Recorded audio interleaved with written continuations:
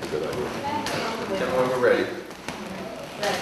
All right, good afternoon, everybody. It's, or I should say morning still, it's 11:20 Friday morning. The House came in to stay on schedule today and dealt with a number of different bills on the House floor. We didn't have committee today, but it maintains our schedule for trying to deliver bills the following week after they come out of committee, with a few exceptions.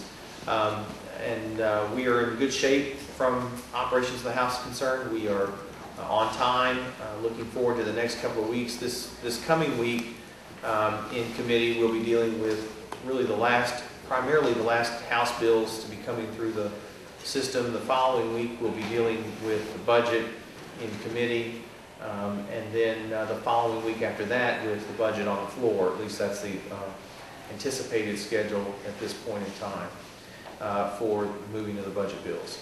I have with me this morning, I'm going to let Bodie go first, Representative Bodie White from Central here in East Baton Rouge Parish, and he coordinates and is chairman of the Homeland Security Committee for the House of Representatives, and has primary responsibility for monitoring the explosion in the Gulf and the subsequent oil spill and containment efforts. And so I'm going to ask him to give us a briefing on what's going on and what's the latest on that at this point. Bodie. The latest information I have today is that the pockets of oil have made landfall on the Chandelier and Freemason Islands. And this is emulsified oil. It's a sheen. It's not the heavy oil that's still offshore. They suspect it's still offshore, probably in international water still. The federal SCAC teams, they're on those two islands this morning and deployed. They're out doing assessments to see if it can be cleaned, if it has to be cleaned, and the method that it'll be cleaned. The protective booming is still being deployed in the rookeries. There's going to be more burns today. Yesterday there were 4 burns. There were 2 in the AM, 2 in the PM. They're trying to schedule more burns today to burn off more of the heavy crudes. And I think the weather's luckily it's been favorable for us the last few days. And hopefully we have a couple of more days of favorable weather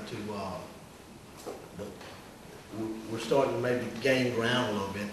We're starting to see a little bit of turnaround. There's the dome is still being deployed, and I asked where we were this morning, and the last reports that was given to the state that they could have been within 1,000 feet of having it in place. And hopefully when they get that and they go through their process of getting ready to lift the oil that's leaking, that'll hopefully give us a little breathing room with the spill and let us deal with what we have on hands. I'm sure it's not going to stop all the leak, but hopefully if it works like all the engineers and scientists from around the world and private industry have come together trying to figure out how to slow this down, this is going to help us gain a little ground and give us a little breathing room, hopefully.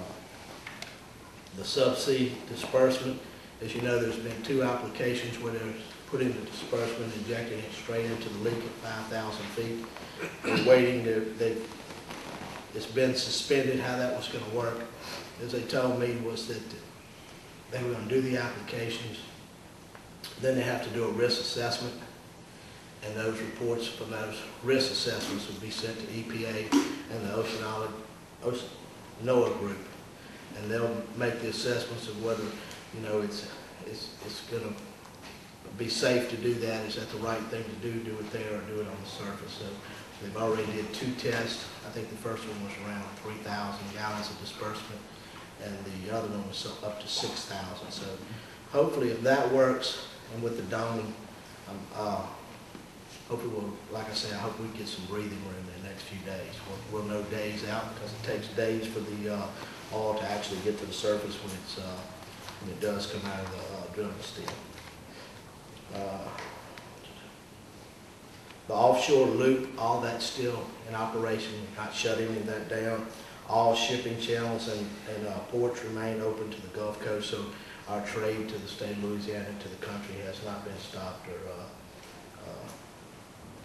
I can't say it had been hampered, but it's still, everything's running. So we're still open for business, the state of Louisiana and the Mississippi River and all our ports. I guess that's basically it, unless you have any questions. Okay, what's the status of the copper dam?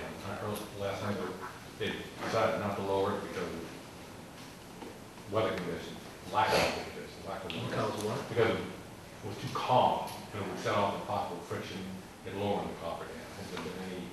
Well, I asked for an update before I walked into the room, and it goes that it took them a while to get back to me, but they said the lowest, the last report that they were lowering. Because I figured I might get that question, and that they are all working at trying to get it in place. Bodie, I want to hear about your interactions with the legislature, because that's really what you're there for. What kind of questions, frustrations, concerns are you hearing from the members, and what kind of information flow do they most want coming back from you? I think that first off, it was my first experience to deal with a big spill like this. We've dealt with hurricanes, with tornadoes, with ice storms, with flooding, but this is the first environmental emergency that I've been involved in, and I had to learn a lot, to be frank with you. I had a good bit of institutional knowledge, I guess, and knew a lot about it from having worked in the petrochemical industry in the past. But the things that they wanted to know was who had jurisdiction, what were the plans.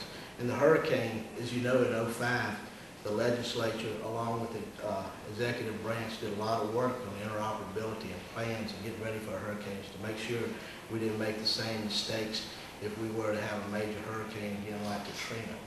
And I think in '08 that you saw that those plans came to fruition, and we had a lot, not that we didn't have any problems, but we were able to adjust the plans.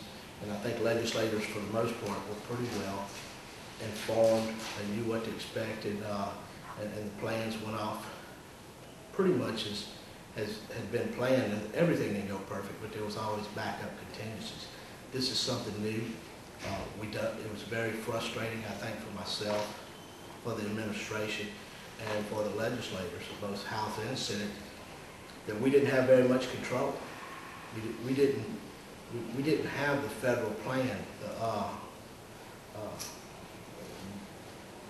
They had the jurisdiction in the international waters, and their partner was a private company, BP.